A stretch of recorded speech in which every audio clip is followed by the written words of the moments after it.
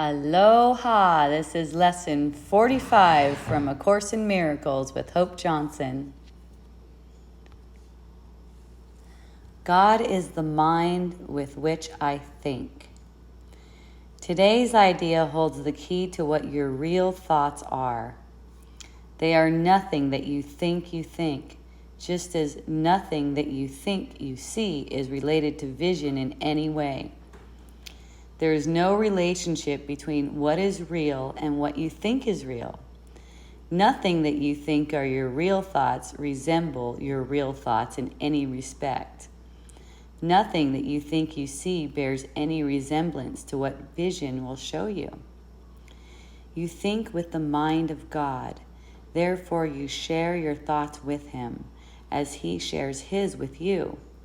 They are the same thoughts, because they are thought by the same mind. To share is to make alike, or to make one. Nor do the thoughts you think with the mind of God leave your mind, because thoughts do not leave their source. Therefore, your thoughts are in the mind of God, as you are. They are in your mind as well, where He is. As you are part of His mind, so are your thoughts part of His mind. Where then are your real thoughts? Today we will attempt to reach them. We will have to look for them in your mind, because that is where they are. They must still be there, because they cannot have left their source. What is thought by the mind of God is eternal, being part of creation. Our 3 5-minute practice periods for today will take the same general form that we used in applying yesterday's idea. We will attempt to leave the unreal and seek for the real. We will deny the world in favor of truth. We will not let the thoughts of the world hold us back.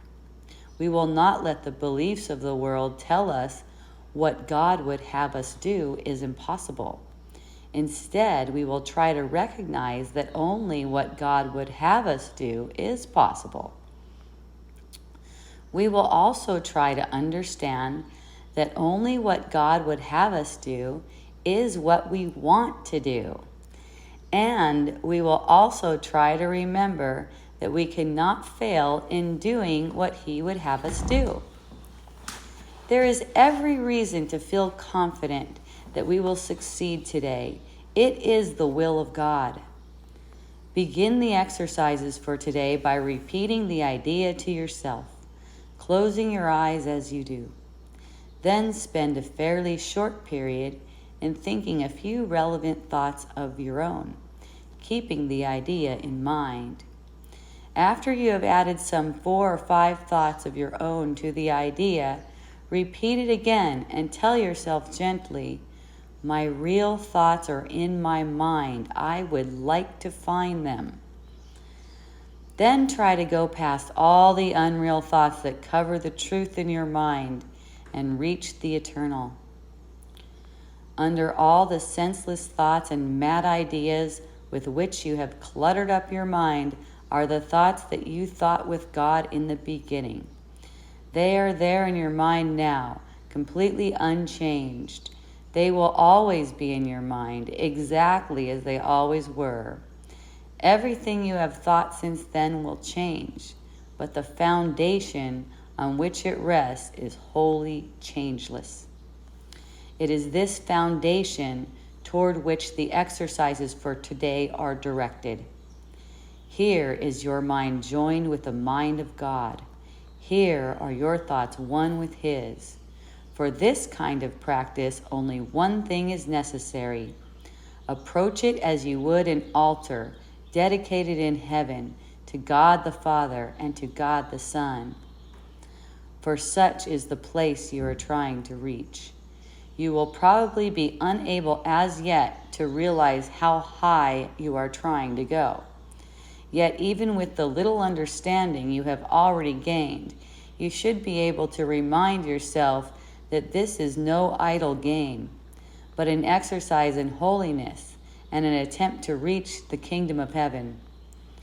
In the shorter exercise periods for today, Try to remember how important it is to you to understand the holiness of the mind that thinks with God. Take a minute or two as you repeat the idea throughout the day to appreciate your mind's holiness. Step aside, however briefly, from all thoughts that are unworthy of Him whose host you are, and thank Him for the thoughts He is thinking with you. God is the mind with which I think.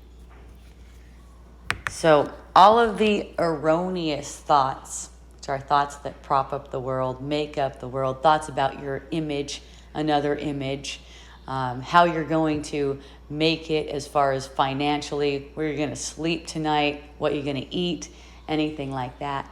Those are all thoughts of the world. Those are not the thoughts you think with God. In fact, they're not in the mind of God. They're projected. And that's why they're making a dream. So this is a beautiful practice where you make an attempt. And just making this attempt to think with God, it shows you, it demonstrates to your mind that you want this, even if you want it a little bit right now. Eventually, you're going to see that you want nothing else but to think with God. You can sense the contraction with all of the thoughts about the world. And you want that relief more than anything. More than anything. And you know, the thoughts of God, they speak to innocence and worthiness. So you can say, you can have your own thoughts, like this lesson says. See what thoughts of your own come up that are relevant, that are related to this. They're all going to speak, though, to innocence. No matter what it is that you perceive. Maybe you get a thought and go, oh, that was terrible. A friend came to my home yesterday, apparently with a cold sore on her lip, and she said, I hate this. And then she remembered, and she goes, no, I don't. I love this. And then I go, because of what it's for? And she says, yes. Right? So that's an extrapolation of a thought you think with God. It's like, I love this because of what it's for. I want to see through it. I want to awaken. You know, it's different from a worldly thought. It's like, I hate this and I want to get rid of it. Yeah. And the funny thing is, we saw that cold sore on her lip change in about 5 minutes. I go look in the mirror. She looks in the mirror and she's like, oh my goodness. I'm like, I know, the mind is really powerful.